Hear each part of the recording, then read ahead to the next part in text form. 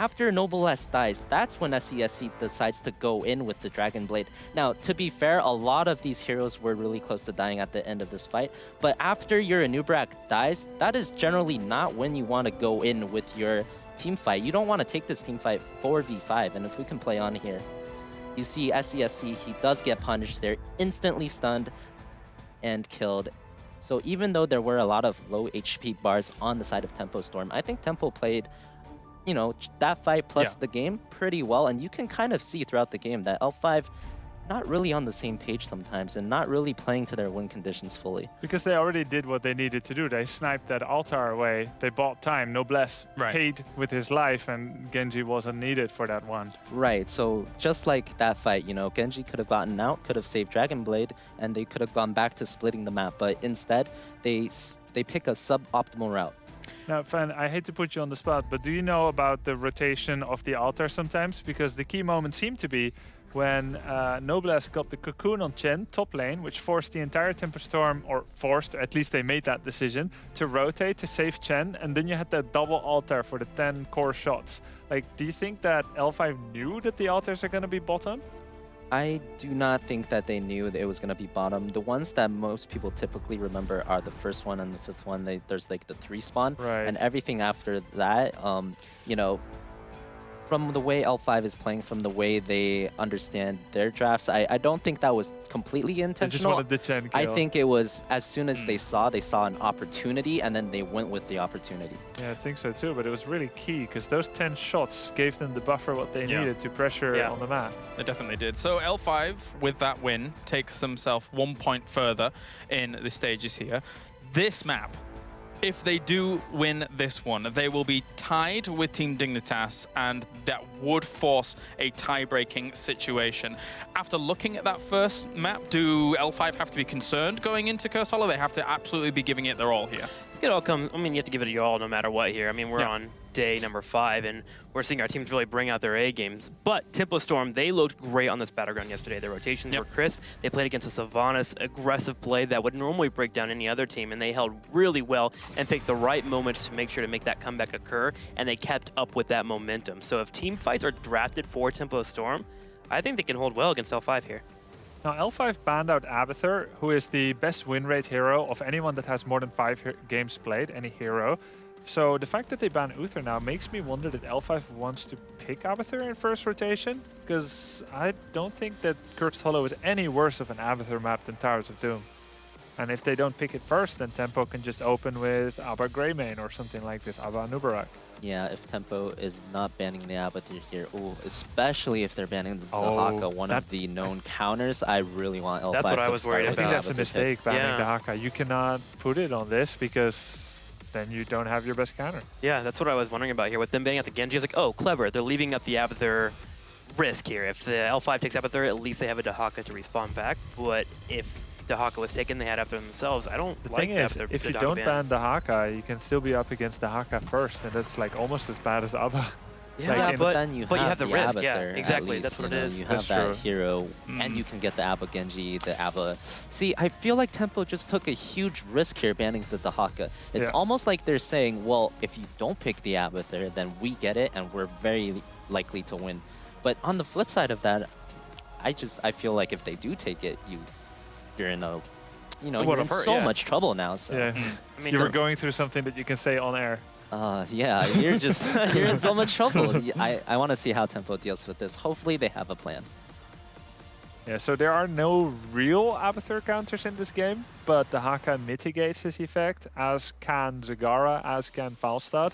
But all of those are kind of weak against Genji plus Melee Assassin and Abba. Like, I imagine they want to take the Genji here. If you give up Genji plus the Abathur, you're in for a world of pain. Falstad, not ideal. We saw Dig almost win with the Sylvanas last pick, so I'm looking for something in that vein.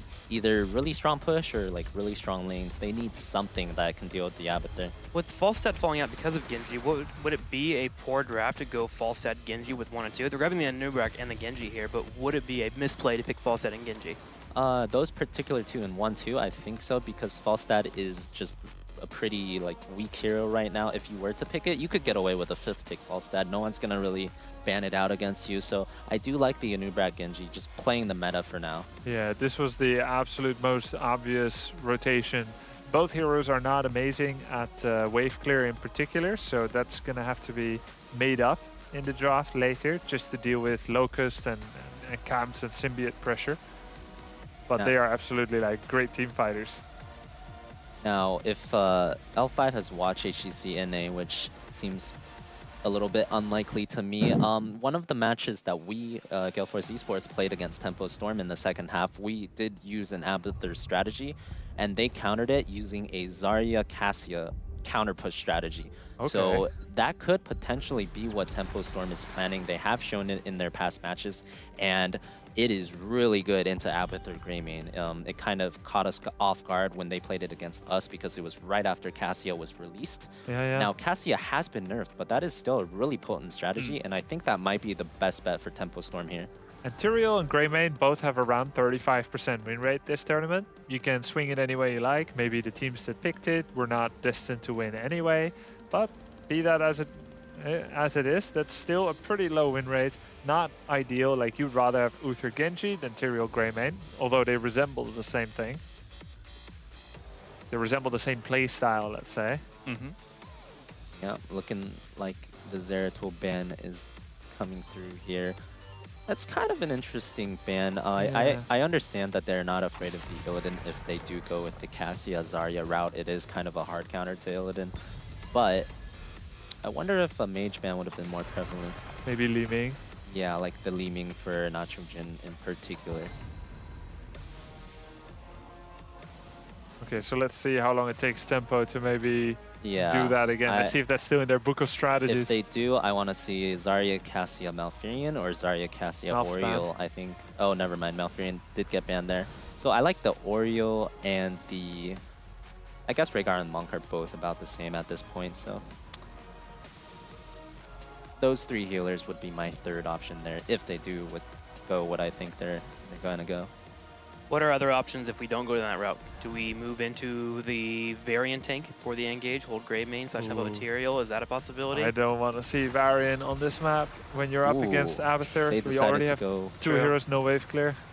Rhaegar, Illidan will be the pickup here.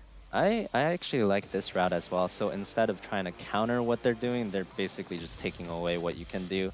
Taking away the Illidan with the Tyrael Greymane, that makes a lot of sense here. Let's not forget that L5 could have drafted those exact same 2 heroes in their final picks. You have double melee assassin, sure, but like Tyrael, Rhaegar, Greymane, Illidan is just godlike. So we're actually in the kind of the reverse of last game where L5 took it away from Tempo, knowing that they could take it. Now suddenly Rhaegar Illidan is being contested between these 2 teams. Yeah, a very heavy dive comp for Tempo Storm right now. Interested in seeing how L5 is going to deal with this one. Illidan also brings the pseudo-global aspect once again. I'm pretty sure Tempo Storm will be running Hunt here. So after level 10, you know, they can still have that Illidan split pushing side lanes dealing with the Abathur. So really liking Tempo Storm's draft this time around. Chankarazim. And the Fat Illidan for L5. So that is a pretty difficult comp to kill once again. Small amount of CC as well for Tempo Storm. A new Grek could be helpful, but... Lots of lightning shield value for Rhaegar against 4 melees. I would like to see Tempo just pick up... Kel'Thas is great against L5, but L5's comp is great against Kel'Thas. I don't think it really... Yeah, Chen Abathur is so scary when you're playing Kel'Thas. Yeah. Jumping on your back line, destroying you. Geez, looking at this, a 5th pick, I feel like you need still maybe a little bit more control on the global side, but I'm still on the Falsa train. Although we haven't seen Falsa this entire time, I wouldn't mind seeing him to help out the Abathur, but it's so difficult with Greymane, Chen, and Tyrael moving in that... I do like that quite a bit, Trick, because gusting away that kind of comp from L5, pretty that's attractive. A lot of value. I do like the false stat, and if they don't go with the false stat, then I want to see the Cassia. Cassia with the charge strikes, you're facing a 5 melee composition whose only damage output is Greymane. There is the Abathur hat, but and a Zarya. Okay, so it worked against Gale Force Esports many months ago, and maybe now Zarya coming out again could work again. So overall, your initial theorizing was Cassia now just being replaced by an Illidan. How well does this work in comparison? Well, I actually kind of still like what Tempo is doing here. Illidan does push pretty fast. He's not as good in the team fight as Cassia is, I think. But it was a deny pick, so you got to factor in the fact that they took away what L5 could have done. So Zarya's going to be picking up Feel the Heat, 50% bonus damage to close range targets, since everyone is going to be up in their face. Zarya has a lot of damage here, but at the same time, you only get the one shield. You're up against double Greymane and Chen dive with Karazim. It's very scary comp to go up against. Expulsion zone on yourself. Stand in the middle of it and you're safe for a while. A lot of heroes can make use of that. So predictions, Grubby, to start with you? I like what L5 is running here. Chen is almost unbeaten this tournament from out of nowhere. Almost unbeaten, really good win rate. I'm going to go with L5, but I really like Tempo Storm's draft and I want to see that Feel the Heat Zarya. Trick? For me, it comes down to boss control overall, and I think L5 has a better boss control, but I think there are tools to interrupt it with the Anubis Cocoon maybe on Tyrael and moving in for the engage and expulsion zone. I'm going to take a risk here, and I'm going to go for Tempo Storm. Yeah. And Fen? Yeah, Grubby reminded me of the Feel the Heat. I actually love Feel the Heat against so many melee targets there. On my stream, I always go Feel the Heat, and it's like so much damage against melee targets. I think you've convinced me the other way, actually. I'm going with Tempo for this game. All right, well, if that does occur, then we will be in a very interesting situation. Let's see what chat is predicting. Still on the L5 train here, continuing on. If L5 is able to win this game, they will tie with Dignitas and challenge for the second spot in the group, which will put them in the upper bracket if they were victorious overall. Let's head over to the commentary team as we get ready for game number 2. L5 leads with a 1-0 against Tempo Storm, and heading into game number 2, they have a scary draft. Does Tempo have what it takes here? You know, I want to believe. I'm going to leave it at that here, and here they are. In the blue, it is Tempo Storm. Fury is going to be on Anubis, Psalm playing Genji, June as always on Rhaegar, Caterpillar on the Illidan, and Kothin Luck on Zarya. And to the right side of the map, we have the Korean team. It is Najujin on Abathur for L5, Noblesse on Tyrael, SC on Greymane, Jonah on Chen, and Swoy on Karazim. And already out the gates, looking with Tempo Storm, who they have on which hero. It's not that it's maybe not necessarily a huge mix-up, but because Tempo Storm traditionally isn't used to this triple melee meta, they do find themselves in a bit of a curious position. Anubis on the Fury with the front line as always, but Cattle on the Illidan. Typically that would be a Psalm-type hero, but again, with the Genji and having a Zarya, everybody's kind of on a lesser-known hero, I guess, for these players. Also a hyper-mobile game here, if you look at just how much mobility all of these characters have. I also have to point out that especially Jonga does everything right here. War Master Chen and Money Pick, gold right there. Literal gold right there. But the laning phase here for the teams is going to be rather still. One big thing going on the side of L5 is the fact that Tempo Storm is not going to be able to apply that much pressure. Genji's going to be able to hold up in mid, and their best tri-lane is going to, in fact, be the Illidan. And, you know, typically, you don't look at his Illidan is the prime seizure. He's good, but not great. Yeah, the thing is, when we're talking about Chen, and you talked about Illidan, you talked about Genji a bit, and now we're looking at Chen. The one thing that really worries me is that, especially with the elusive brawler as the level 1 talent, how do you kill that guy? You know, you probably just don't. Feel the Heat could be a nice, you know, solution to that, or at least be able to aid in it, but a lot of it's going to be just insanely well-timed CC and high amount of focus. You know, I said the exact same thing about the last composition for Tempo Storm, though, and in fact, it did not work out. So it's going to be, you know, the burden of execution, as Fan would put it, maybe on the side of Tempo. I mean, I like that we have Battered Assault for Illidan on level 1 here from Cattle, so that at least helps a bit foregoing the immolation for the additional wave clear. But of course, when we're talking about this map in particular, 2 minutes in, we are going to see the mercenary camps appear on the map, of course, with the exception of the bosses who appear 3 minutes into the game. So both of the teams are most likely going to look onto the Siege Giants before the first tribute spawns. But the pressure play at the top lane is working out for L5. They already drained the entire ammunition of the 2 towers, and Fury is really struggling and desperately needs some help here. He needs level 4. Beta Barbs, it won't solve the problem because the turret's already drained, but Beta Barbs at least aids in your ability to, you know, push the wave against the Chen. It's probably never going to fully recover, though, because Chen's scaling is pretty successful. He did alter his level 4 talent to not fully commit, and also Beta Barbs not even selected, so it's just going to be Zhongha flat bullying the bug here in the northern lane. up in the top lane, there's just absolutely no hope for Nubarak at this point. Rega at least took the mercenary camp. We talked about those siege giants. L5 did the same thing at the bot lane. So now it's all about who the RNG gods are going to please today. Where is the tribute going to spawn? Are we going to have it top? Are we going to have it bottom?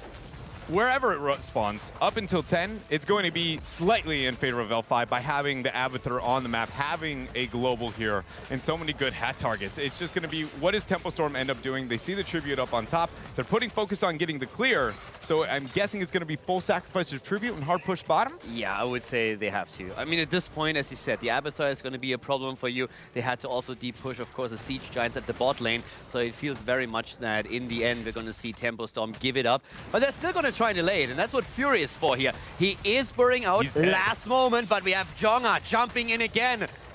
Barely not getting the kill against Fury. He thinks he's able to stun him out. I thought for sure the rotation of the hat there was going to be enough to get the pick there, but Tempo Storm survives. They buy time and, in fact, have managed to obtain the bottom front wall here. Abathur, though, kept the experience even, and the tribute still unobtained for both these teams. I actually like what Tempo Storm is doing with this. We talked about the decision going to the bot lane. They know that they cannot get the tribute, but they do a fantastic job right now, interrupting L5 from grabbing the tribute themselves. Level 7 has now hit for the Korean team, slightly faster than for Tempo Storm, and Tempo is starting a rotation towards their own night camp as they finally give up tribute number 1. Oh man, that's a heavy invade here coming up from the two members of L5, but it looks like they pull away. Tyrael They're is coming. not done. They're going for this. They're going to go right over the wall. Does Noblesse? No, he doesn't throw the Eldruins over, so this is going to be passiveness, just scouting it out and knowing. But look at the experience. They were thinking about it. Yeah. Well, that's number one. It's the fact that they're even questioning if they want to move up there. That has got to be something Tempo Storm is afraid of, but Jungha is still winning up on top solidly. Abathur has not really received too much pressure across the early parts of this game, so L5 is gotta feel good. Anytime you're not behind with an Abathur comp, and it happens way too much in this meta because nobody has Siege, so it's just suddenly Abathur becomes, it feels like a god among men. And especially since they are even ahead. It's not only the experience where they take a slight lead, but it's also the tribute, which is even more important. The nightmare scenario with an Abathur in your team is, I feel, if you don't have the capacity to engage into the 5 versus 5 fights over tributes, and all of a sudden you end up being cursed or fighting over the 3rd tribute as you're not 10 yet. That is a scenario that can't even happen here anymore, so L5 must feel really confident. Oh, the body blocks are going to be real here in this choke. Cattle needs to find a way over, but he will not have it there. Noblesse has the Eldruins down. He's going to nope right on over to it. And it's going to be all about the stall here on the tribute. Illidan starts the original channel. Swoi goes in. He manages to get it, but the knock-up here coming out from a new Barak. The stun is there. L5 loses Swoi. Carries them down, and immediately Tempo Storm going for the tribute. Abathur, in the meantime, has taken the top lane, of course, to push in even more against the fort, but also to body soak experience. Now, for our newer viewer here on the stream right now, keep in mind Abathur can soak with a symbiote, and he can also soak with his body. One of the reasons why you oftentimes see Abathur out on the lane trying to soak at the other end of the map while helping out the team with a symbiote. Now, Chen joining up at the top lane again and really putting the pressure on that keep, on that fort, while we finally have getting a taken position. Things are, I mean, if L5 could draw a graph of what the map looks like at this point in time for a perfect game, they've got it right now. They not only do they have one-on-one of the tributes, they have the experience advantage with the 10. If they can find this small window to try and capitalize on it, further experience, it's just they aren't worried about the curse on the side of Tempo Storm. You know, that they aren't worried about that very early on. If they can stall the game, Abathur is going to be absolutely insane. Luckily, though, Tempo Storm does have Giants pressuring through top here as this 3rd shrine is going to spawn. I also want to highlight, as we are looking at that tribute spawning, that sanctification is going to be so important for the bosses later on. But at this point, Abathur taking position at the bot lane. There's also a camp that pushes through the bot lane. It's perfect. L5 doesn't want to fight. They're going to wait until it gets value, drop the clone. The minute that happens, Tyrael all's in. This is going to be very difficult for Tempo Storm. And they're on the clock right now. Here comes the engage, though. Jonga jumping in. Here comes the clone. They're going for it. The double Greymane driving Tempo Storm back. Cocoon is already on the ground. His Fury is low, but he gets the Ancestral. He ends up getting the Ancestral, but Jungha is going to be the first to fight. The Sanctification hitting all 5 members. But look at the rebuttal. The knockup coming out from Fury. The slice, the dice, and the 7-sided. Now 3 members are dead. Tempo Storm dominated that fight. Look at that, the Sank comes too late to save Chen, and he doesn't even have the time to use his ult. So at that point, definitely a blow against L5, and Tempo Storm just cleaning house. In the meantime, we have the Hunt going in as they're trying to go for Tyrael. They end up chasing onto the Tyrael, and conveniently enough, Noblesse barely makes it out, actually. All CC was missed, but look at the Sanctification too late, thanks to the Cocoon set up by Fury. I mean, Fury's the real MVP of that fight. With the three-man and Nubarak knockup directly after that, he primed everyone on Tempo to excel. Those stuns were fantastic, and it really allowed, as he said, everyone else to get the damage in particular Genji, with just so much value in that fight, and then the resets, of course, kicking in too. Tempo Storm building up momentum, and they are trying to convey that into a boss at the bot lane. But L5 making the same move now. Now, thanks to Abathur on the map and the Toxic Nest that they can use, they still have very good vision about rotations, so they can simply go for a boss themselves. And let's just keep in mind for now that the fort up at the top has already lost the towers and a huge chunk of ammunition and health. So Jonga is going to push this even farther in with the boss, trying to get some extra value for L5. Yeah, it's just going to really just slightly prime it, get a little bit more damage to the front wall. Seven-sided drop down to Kothan as he's caught out. Expulsion zone is going to be a must to stay alive. 40 seconds where that is not going to be available. Tribute spawns down on bottom. Advantage for L5. I also want to give a quick shout out to the build that we are having on the side of Abathur. We have a bit of a hybrid build for Nacho Jin, going on level 4 into the global range for the Toxic Nest, and then the Vile Nest on 7 for the slows. Really annoying build to go up against because you always slow down on your rotations. But here comes the Hunters. Illidan goes in again for Chen. They're going to try their Noblesse, ends up diving in. Sanctification is going to be used, hitting 3 members. The Cocoon is broken, but that gains 0 value. Temple Storm just flat disengaged here with the clone, with the Sanct, but they sacrifice a trip. Yes, they have at this point too many cooldowns that they used in the fight. In particular, of course, the Ancestral Healing. They move out as L5 picks up level 13 talents and gains the lead. And that's a massive talent, especially now that we're looking at Abathur with a Soma Transference. Chen, Greymane, they're going to have so much more sustain in these fights. I mean, L5 right now, their rotations and what they're doing to the map is just gross. It feels like they prepped mid and bottom to just wait until it was curse point. It really does kind of feel that way. Whether or not that's true or not, I have no idea. But their rotations and pressure onto the map, this is an Abathur composition. We're 10 minutes in, and the team that's lost every single fort, Tempo Storm. How does that work out? Again, and they won the big fight. Exactly. They have been rotating out.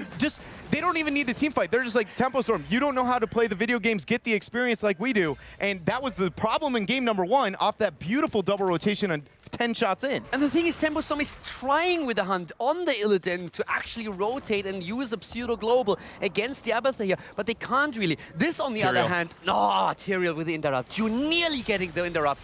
But once again, we're seeing L5 jumping in. They're going for it. Abathur the bot lane, repositioning himself to get even more experience for the team. Sanct still down for another 15 seconds. And Cocoon is already bursted down as Abathur with the copy is moving in. They're trying to go for Tempo Storm. No and Ancestral. Swoy, he wants to channel, but Illidan comes in with a Hunt. And they get the delay. Ancestral Healing comes off in 1 second, but Kothan is already dead. Now June is quick to follow up. L5, not only are they going to dominate this team fight, but they've got a curse behind this. Kaldor, this is absolute worst case if you are a North American fan. 3 heroes down, Sam trying to escape, Genji on the way back. Jonga, he wants the kill with the help of Abathur. He's not getting in yet, but we have the curse against Tempo Storm as L5 is starting to move in on every single lane. Just look at this fight. The Hunt in against Karazim, trying to go for the interrupt, and from this point on, Zarya falls. Everybody just dying as L5 brings the pain. Tempo Storm took a high risk, a high reward decision, and it came back to bite them here. Now they face the consequences. The Hunt goes in onto Zheng Ha. Swoy overextended, but he does get the dash out. Now Noblesse and friends,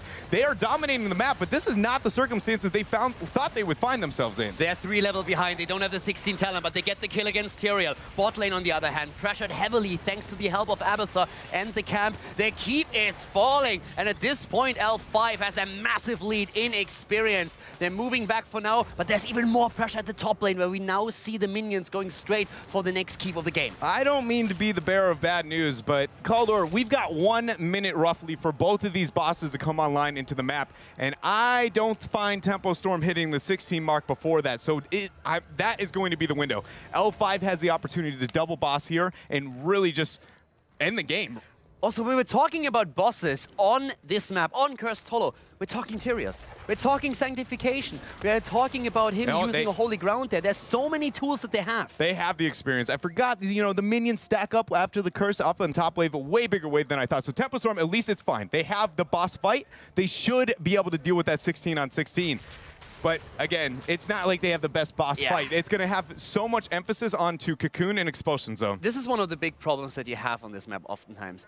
If you go up against a Tyrael composition and you see for just a bit too late that your opponent goes for boss, you are going to lose out on it because you cannot fight on the point when they take the boss down, since Tyrael is going to use the Sanct and you find yourself in a really, really bad spot. And look at, they know that boss is the focus. Look at those nests as well, everywhere. And wait for the Holy Ground, just Fog of War to go a little bit too far. It looks like Cattle is going to be the focus for now. Cattle moves out, bot lane being pushed, Abathur also in position, boss is not online yet. L5 still has that 2-level lead. 2-level lead, Abathur is only going to be amplifying that as you see him body soaking there up on top. L5 pulls away for now. They know the bosses are here, but they have catapult pressure. Everything is on Tempo Storm's shoulders. If they win this fight, if they win a fight, they have a moment to do the exact same thing L5 did, just get a curse and really open up the map, but they have to win it. They need perfect coordination, and you can see that they are centering around the bosses. They're checking. Are they at the top lane? Because L5 is playing with vision at this point.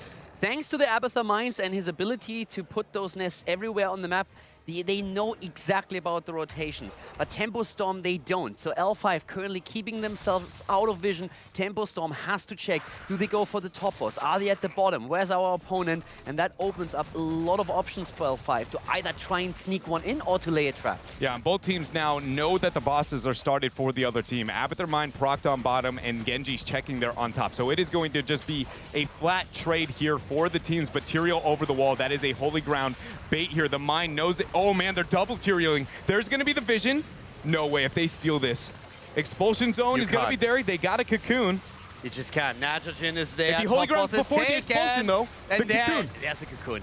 Well done with the Cocoon, but we have Pandas moving in right now. Keep in mind, there's also catapults on the core already as we speak, but it's about the tribute at this point. Pandas are being focused down. Psalm is moving back. We have the boss moving through the top lane, and at the same time, still catapults on the core. Tempo Storm is likely to take damage here. Yeah, the core is going to be ticking upward, but there goes the hunt. The damage on the Noblesse. He survives. Sanctification is going to be dropped 7-sided as well, but the Ancestral connects. Tempo is on full retreat, but the Holy Ground ends up getting the split. Oh, Illidan is down, and so is Rhaegar. It's a double kill against Tempo Storm. They drop Greymane, but it's not enough. Genji's also falling. This was the best moment. Core damage more and more since catapults and siege giants are already barreling away at the main structure of the North American team. Noblesse is falling, but who cares at this point? Nobody, because the core ticking there with the giants and the catapults. A new Barak is not enough damage. The boss just to be the cherry on top here. That is it. L5 with a very convincing performance actually today. Over Tempo Storm 2-0, nice and clean. And you know, at the end, that one fight, think just for a moment what would have happened here if Tempo Storm takes the fight. They took bottom boss, they could get the tribute, that's Curse, and then they moved through the keep at the bot lane. If that fight goes the other direction, Tempo Storm might even have won it. Maybe, but that is about, feels like the story of North America really is at this point here, You're at not least wrong. at the mid-season brawl. It's a sad day, but it's not over for Tempo Storm by any means. They are still in a fine position, but it's all about the other teams now. That, you know, their fate is in others' hands, and as a gamer, you never want that. If you did, you would just play Hearthstone and bake on RNG. At this point, if you are a North American fan or if you're part of Tempo Storm, you all of a sudden became a massive supporter of the Soul Torturers. Yes. And well, guys, Go Zola. Please, Zola. Solar God. So we'll find out later if that's going to be the case, if he can pop off on a Zeratul again. But before we go into our next match, we have, of course, our panel talking about game number 2 on Cursed Hollow that we just saw between Tempo Storm and L5. That's right. Thank you. A valiant effort coming out from Tempo Storm there, but L5 just a bit too strong. It all kind of started with them having an Abathur composition. It looked very, very menacing to go up against. Yeah, I mean, Tempo Storm took a huge gamble, banning the Haka, who was the primary counter to Abba, allowing the Abba first pick, saying, we're not sure if you're going to do it or we'll deal with it. Yeah, yeah. That happened, and then they had a pretty strong 5-man team. They had a good team fight. They did pretty well, but overall, it was just too much pressure on the map. Yeah, it's very similar to what we saw on Towers of Doom, except just more magnified. There was moments where L5 got early advantages on Towers of Doom. Here they got nice advantages, and they just took the lead fully towards the late game. And it came down to a couple of fights just being cooldown-based, really. And Ancestral Healing missing here, Acidification being up, things like that, and Tempo Storm just fell victim. It was very, very difficult indeed. Fan, overall, though, looking at how L5 played out those team fights, etc., even the decisions they were making to be able to just challenge for curses, etc., very, very crisp, I would say. Yeah, L5 definitely seem like they are getting crisper and crisper with every match. I do have to point out that I still think Tempo had the better composition and they were in a position to win the game had they played a little bit cleaner. They were winning the mid-game team fights, you know, every 5 versus 5 until one where they misplayed significantly, in my opinion. And I have to point out that who plays what hero matters in Heroes of the Storm. It is very hard to get mastery of a hero at the very top level. Yep. And honestly, for Tempo, they have Caterpillar, who is one of the best Zaryas in North America, and they have Sam, who's very solid at both Genji and Illidan in particular. You know, Sam is usually their melee Illidan player. So the heroes were a bit mixed up there, and I have a replay that shows the turning point of the fight here. So if we could go into this fight, this is the fight that they lost, and the game started snowballing really hard here. So if we could just pause right here.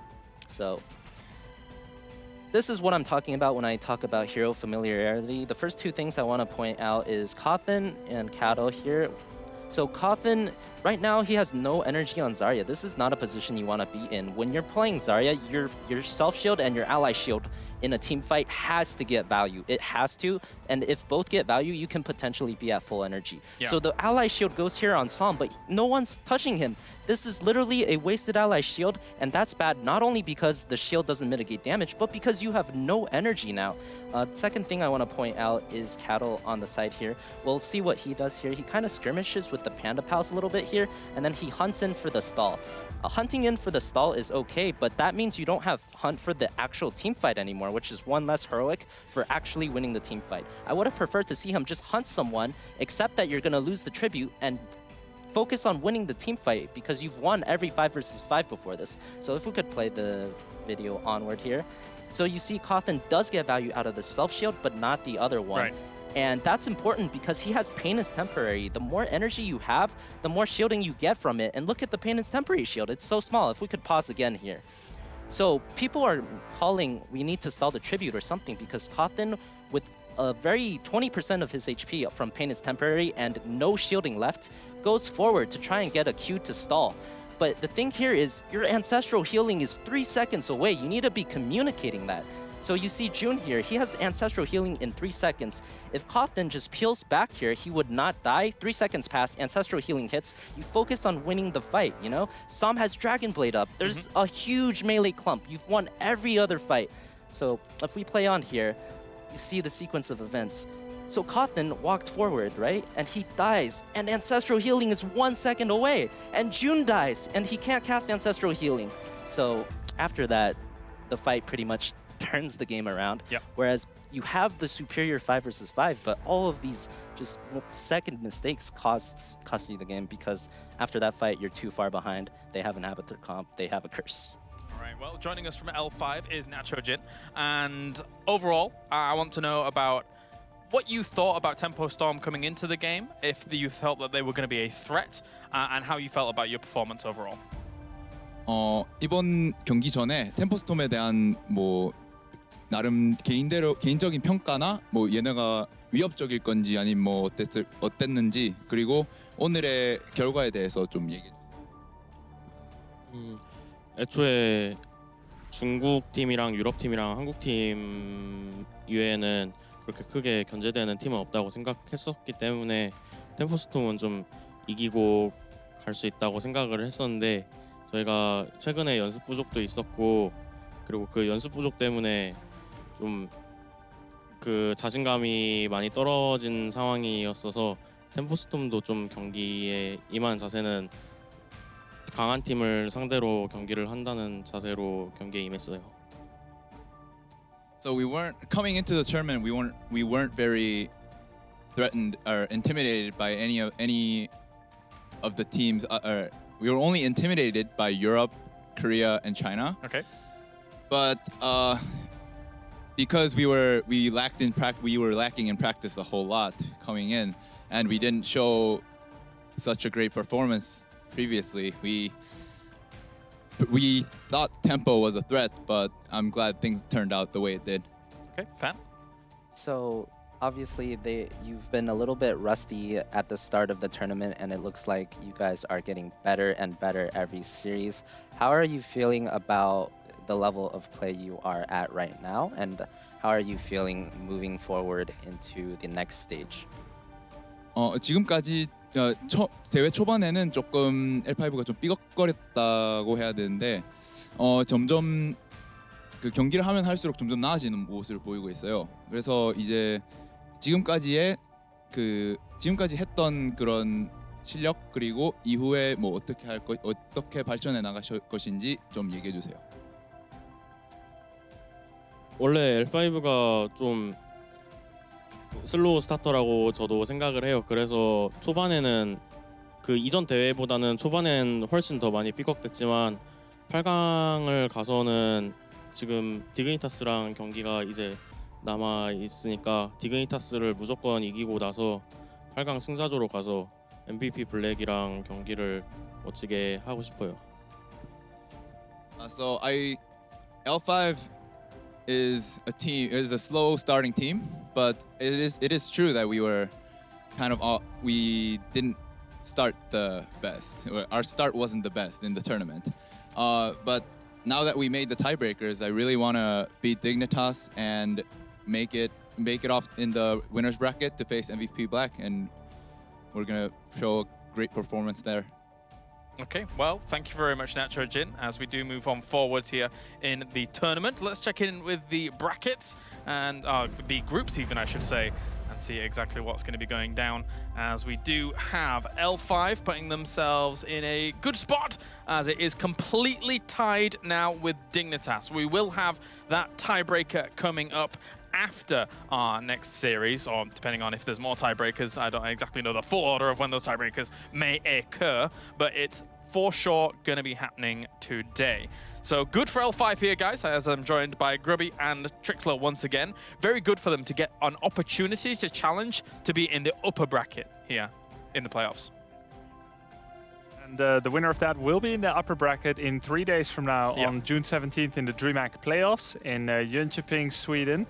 And being in the upper bracket means you're allowed to lose one series and still be in the tournament and go on. Whereas if you're in the loser bracket, one strike out.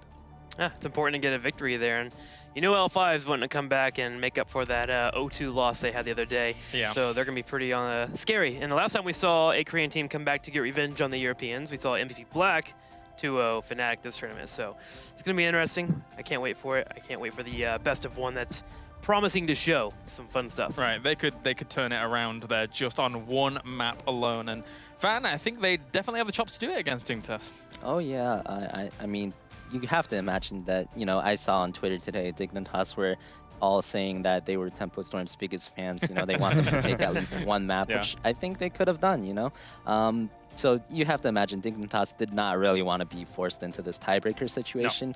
No. So there's going to be that match later on. But also, because Tempo went 0-2, I believe if Soul Torturers can take a game off of E-Star, they also force the tiebreaker now between Tempo and Soul Torturers if they take a game in this upcoming series. That's correct. We're going to talk all about that here in just a few moments' time as we do go to a break now.